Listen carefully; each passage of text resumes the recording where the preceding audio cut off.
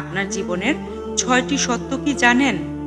৪০-এর পর আপনার শিক্ষাগত সার্টিফিকেটের আর কোনো মূল্য নেই। মূল্য আছে শুধু কর্মদক্ষতার। আর ৫০-এর পর সৌন্দর্যের কোনো দাম নেই। ৬০-এর পর অবসর। তখন পুরনো চেয়ারটার কোনো মূল্য নেই। কে ম্যানেজিং ডিরেক্টর ছিল, কে সুপারভাইজার ছিল, কে শ্রমিক ছিল, সকলের পরিচয় ওই একই, প্রাক্তন কর্মী। ৭০-এর পর শ্রমিকের কুঁড়ে ঘর আর ম্যানেজিং ডিরেক্টরের বাংলো বাড়ির মধ্যে কোনো তফাৎ নেই। কারণ তখন ছেলেমেয়েরা সবাই ব্যস্ত।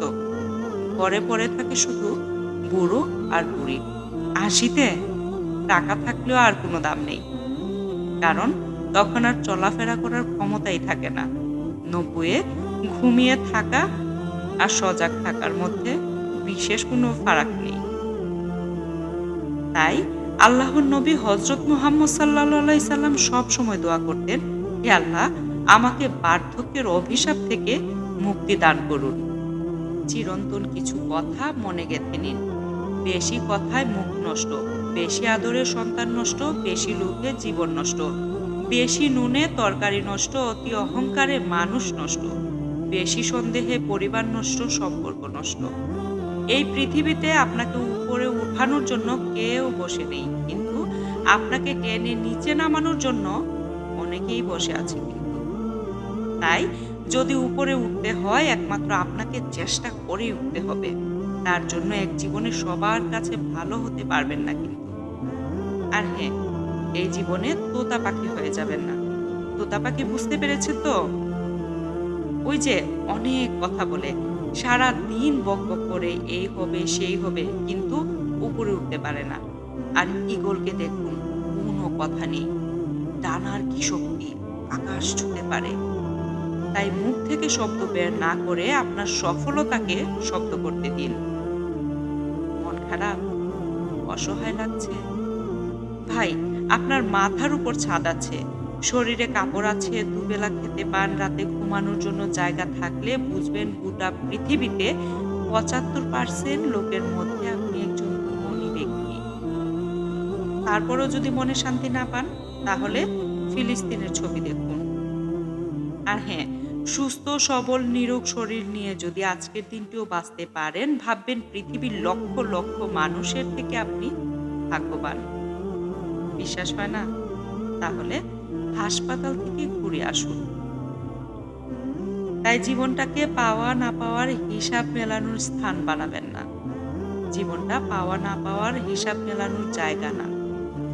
আসুন, আজ থেকে জীবন নিয়ে কোনো অভিযোগ না করে সর্বাবস্থায় আলহামদুলিল্লাহ বলি। উপভোগ করুন সৃষ্টিকর্তার দেয়া আপনার জন্য সর্বশ্রেষ্ঠ উপহার, আপনার এই সংক্ষিপ্ত জীবনটাকে। জেনে রাখবেন, এই পৃথিবীতে ভাইরাস ছাড়াও আরো ২টি রোগ আছে। এক অর্থ, ২ স্বার্থ। অর্থ থাকলে সবাই আছে, আর স্বার্থ ফুরিয়ে গেলে কেউ পাশে থাকে না। যাদের রূপের অহংকারে মাটিতে পা পড়ে না, তাদেরকে বলছি, রূপের জন্য হয়তো কিছুদিনের জন্য প্রশংসা কুড়াতে পারবেন, গুণের জন্য আজীবন প্রশংসিত হবেন। আর হ্যাঁ, জীবনে যতই ভালো কাজ করেন, বিনিময় শুধু আল্লাহর কাছে চাইবেন। কারণ এই জীবনে যতই ভালো কাজ করেন, মানুষ কিন্তু সবসময় ভালো কাজগুলো ভুলে যায়। ওই ছোট্ট একটু ভুল করলে ওইটাই রেকর্ড হয়ে যায়। তাই যারা সবসময় আপনার মন্দটা খুঁজে বের করে মন খারাপ করবেন না। মহান সৃষ্টিকর্তা কিন্তু আপনার একটি ভালো কাজের জন্য ১০টি মন্দ কাজ মুছে ফেলেন। আর হ্যাঁ, কিছু কিছু ক্ষেত্রে কঠিন সিদ্ধান্ত নিতে হয়। মানে দরকার হলে একা থাকুন, তবুও দুধ কলা দিয়ে সাপ পোষা বন্ধ করুন। মাঝে মধ্যে একাকিত্ব উপভোগ করুন। টাকার ঋণ শোধ করা যায়, কিন্তু খারাপ সময় যারা পাশে থাকে তাদের ঋণ শোধ করা যায় না। এই দুনিয়ায় প্রিয়জন একমাত্র আল্লাহ। কারণ কি জানেন? দুনিয়াতে মানুষের মধ্যে প্রিয়জন বলতে আসলে কেউ নেই। যা কিছু আছে সব প্রয়োজন। যখন প্রয়োজন ফুরিয়ে যায়, তখন প্রিয় মানুষগুলোর রং বদলায়। একমাত্র আপনার প্রভু ছাড়া।